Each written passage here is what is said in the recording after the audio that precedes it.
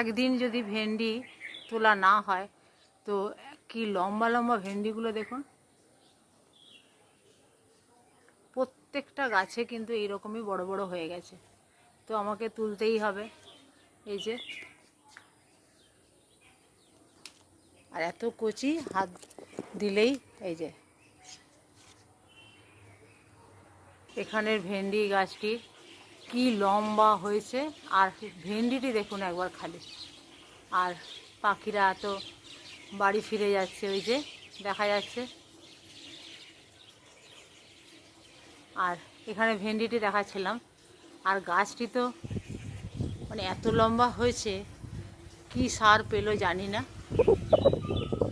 বিশাল লম্বা হয়ে গেছে গাছটি। আর ভেন্ডিটি নিশ্চয়ই দেখতে পাচ্ছেন কীরকম ভেন্ডিটি হয়েছে, কি লম্বা। তো আমি দেখাচ্ছি কটি ভেন্ডি তুললাম। এই যে শুকনো লঙ্কা নয়, লাল লঙ্কা কতগুলো তুলেছি, তার উপরে এই ভেন্ডিগুলি তুললাম। তো এরপর এগুলি আজকে তো হবে না, এখন বিকেলবেলা। তো 2, 3, 4, 5, 6, 7টা আবার কালকে খানিক তুলব। কালকে আর একটু বড় হবে এখানে গাছগুলোতে, আরও 4-5টা আছে।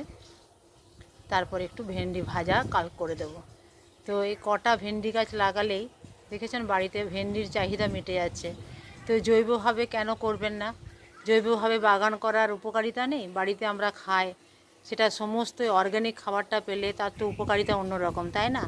তো শুধু আমি নয়, আপনারাও করুন, দেখবেন খুব ভালো লাগবে। আজ রাখি, কমেন্টে জানাবেন, আর অবশ্যই চ্যানেলটি সাবস্ক্রাইব করবেন।